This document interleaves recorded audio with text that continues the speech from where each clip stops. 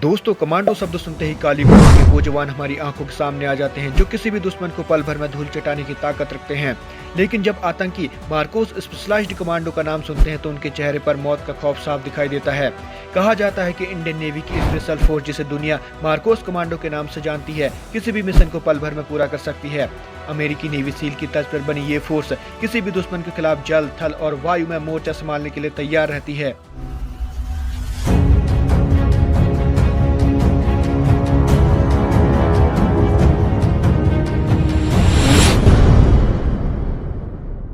भारत दुनिया का चौथा सबसे बड़ा डिफेंस बजट वाला देश है। ऐसा Stockholm International Peace Research Institute SIPRI की रिपोर्ट कहती है। भारत ही नहीं, लगभग सभी देश अपनी सिक्योरिटी को लेकर मुस्तैद रहते हैं। पिछले कुछ साल में भारत ने अपनी सैन्य ताकत को बढ़ाया है। आज भारत के पास ऐसे कमांडो फोर्स हैं जो बड़े से बड़े दुश्मन को पल भर में धूल चटा सकते हैं। भारत ही नहीं, दुनिया के ट्रेंड और मॉडर्न कमांडो फोर्स की गिनती में भारत के मार्कोस कमांडो टॉप पर हैं। जनवरी 2024 में मार्कोस कमांडो ने उत्तरी अरब सागर में एक बड़े जहाज से 15 भारतीयों सहित 21 चालक दल के सदस्यों को बचाया है।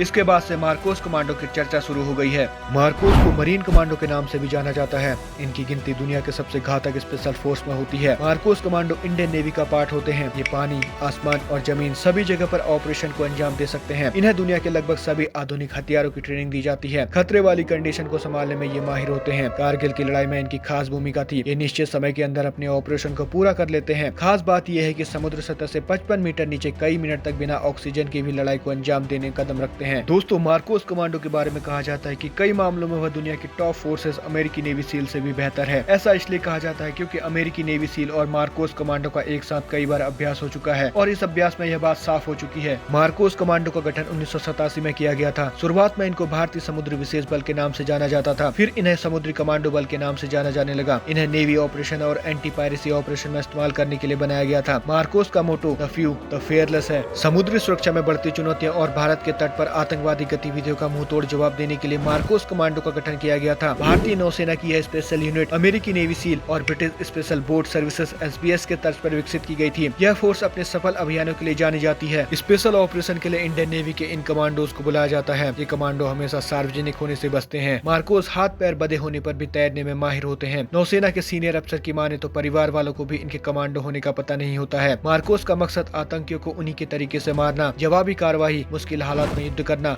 लोगों को बंधकों से मुक्त कराना जैसे खास ऑपरेशन को पूरा करना है। मुंबई हमले में मार्कोस ने आतंकियों को काबू किया था। दोस्तों, मार्कोस कमांडो बनना इतना आसान नहीं होता है। मार्कोस कमांडो की ट्रेनिंग इतनी कड़ी होती है कि कोई आम इंसान यहाँ एक दिन भी टिक नहीं सकता है। ये ट्रेनिंग इतनी कठिन होती है कि इस ट्रेनिंग में हिस्सा लेने वाला हर जवान इसे पूरा नहीं कर पाता। कई जवान तो ट्रेनिंग आधे में ही छोड़कर भाग जाते हैं। कहा जाता है कि मार्कोस कमांडो के साथ ट्रेनिंग के दौरान जिस तरह की शक्ति दिखाई जाती है वो किसी का भी हौसला तोड़ सकती है। मार्कोस कमांडो का हिस्सा होना काफी टफ है। कहा जाता है कि 1000 सेना के जवानों में से कोई एक ही मार्कोस का हिस्सा बन पाता है। कोई भी इंडियन नेवी का जवान मार्कोस कमांडो बनने के लिए आवेदन कर सकता है। आवेदक का पहले 3 दिन शारीरिक फिटनेस टेस्ट और क्वालिफाइंग एग्जामिनेशन होता है। इस परीक्षा में जो पास हो जाता है उनकी ट्रेनिंग शुरू हो जाती है। ट्रेनिंग बहुत टफ होती है जो करीब 5 सप्ताह तक चलती है। ट्रेनिंग की प्रक्रिया देखकर आम लोगों की रूह कांप जाती है। जो सैनिक ट्रेनिंग में डटे रहते हैं उनको वास्तविक ट्रेनिंग के लिए चुना जाता है। मार्कोस की असली ट्रेनिंग लगभग 3 साल की होती है। इस दौरान उन्हें समुद्र से लेकर कई अलग अलग जगह पर ट्रेन किया जाता है। दोस्तों, किसी भी कमांडो की दिन की शुरुआत सुबह 3 से 4 बजे के बीच होती है। प्रतिदिन उन्हें रोज शरीर पर 60 से 65 किलोग्राम का वजन लेकर 20 किलोमीटर तक दौड़ना होता है। ट्रेनिंग के दौरान जवान 25 से 30 किलो तक का वजन उठाकर कमर तक कीचड़ से धसे हुए 800 मीटर की कठिन दौड़ पूरी करते हैं। यहाँ तक कि इन्हें जमा देने वाली बर्फ, डुबा देने वाली समुद्र में भी कड़ी ट्रेनिंग कराई जाती है। कई बार तो ट्रेनिंग के दौरान इन्हें 8 से 10,000 मीटर की ऊंचाई से कूदा भी दिया जाता है। मार्कोस कमांडो को आगरा के पैरासूट ट्रेनिंग स्कूल में पैरा जंपिंग कराई जाती है। वहीं गोताखोरी के प्रशिक्षण के लिए कोच्चि में नौसेना डाइविंग स्कूल में ट्रेनिंग मिलती है। मार्कोस कमांडो की ट्रेनिंग में ओपन और क्लोज सर्किट डाइविंग, उन्नत हथियार कौशल और मार्शल आर्ट सहित बुनियादी कमांडो कौशल, हवाई प्रशिक्षण, खुफिया प्रशिक्षण, पनडुब्बी शिल्प संचालन, आतंकवाद विरोधी अभियान, पनडुब्बी से संचालन, स्काई डाइविंग, भाषा प्रशिक्षण, सम्मेलन विधि,